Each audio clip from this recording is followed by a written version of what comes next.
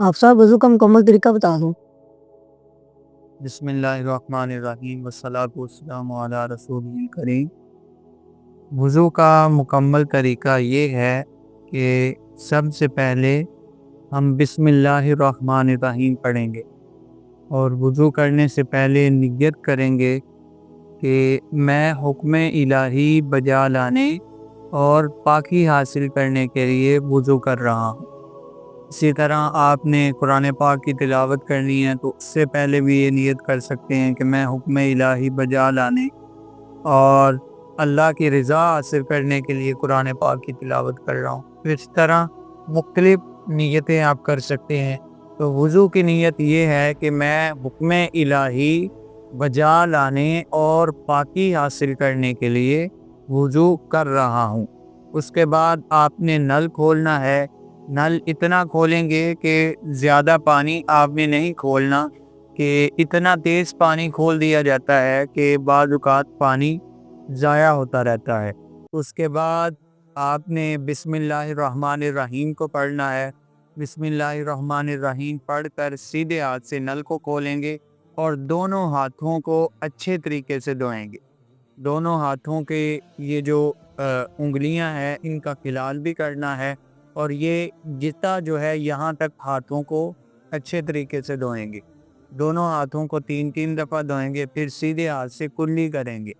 کلی اس طرح کریں گے کہ منہ کے ہر پرزے کے اندر پانی بہہ جانا چاہیے، کوئی بھی منہ کا پرزا خشک نہ رہے، اس طرح کلی کرنی ہے۔ اور ساتھ میں گرگرا بھی کرنا ہے۔ اگر روزہ ہو تو پھر گرگرا نہیں کریں گے۔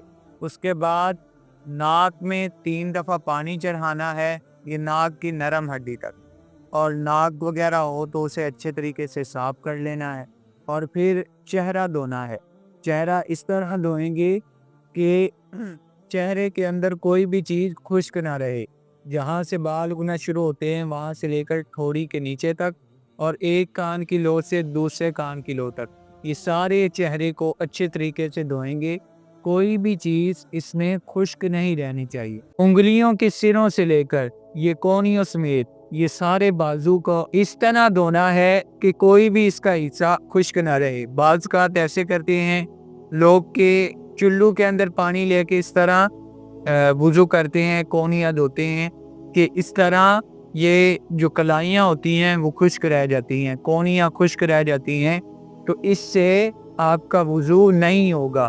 تو آپ نل کے نیچے اس طرح ہاتھ کو کریں اور ہاتھ کے ساتھ اس بازو کو ملتے ہوئے اچھے طریقے سے دھوئیں تاکہ آپ کا بازو اچھے طریقے سے دھل جائے۔ اسی طرح دوسرا بازو انگلیوں کے سروں سے لے کر کونیوں سمیت یہ سارے بازو کو اچھے طریقے سے دھوئیں گے۔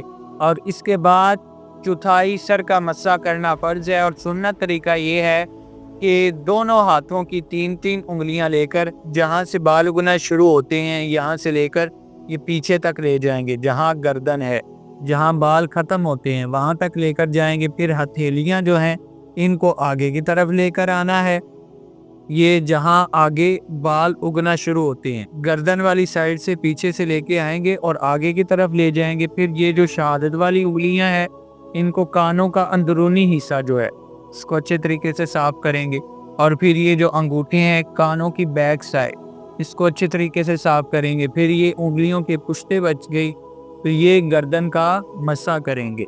تو اس طرح ہمارا مسح مکمل ہو جائے گا۔ پھر پاؤں جو ہیں وہ ٹخنوں سمیت دھونے ہیں، اور پاؤں اس طرح دھوئیں گے کہ پاؤں کا بھی کوئی بھی حصہ خشک نہ رہے۔ ٹخنوں سمیت پاؤں دھونے ہیں، ہو سکے تو اوپر تک دھو لیں تاکہ پاؤں کا بھی کوئی حصہ خشک نہ رہے۔ اور پھر انگلیوں کا خلال بھی کرنا ہے، اور جب وضو کر چکیں تو پھر آسمان کی طرف نظر اٹھا کے اشہد اللہ الہ الا اللہ وحدہ لا شریک لہ واشہد ان محمد عبدہ ورسولہ، یعنی دوسرا کلمہ پڑھیں گے، اور کلمہ پڑھ کے ہم حضور صلی اللہ علیہ وآلہ وسلم کے بتائے ہوئے طریقے کے مطابق وضو کریں گے۔ اللہ تعالیٰ سے دعا ہے کہ اللہ تعالیٰ ہمیں اچھے طریقے سے وضو کرنے کی توفیق عطا فرمائے۔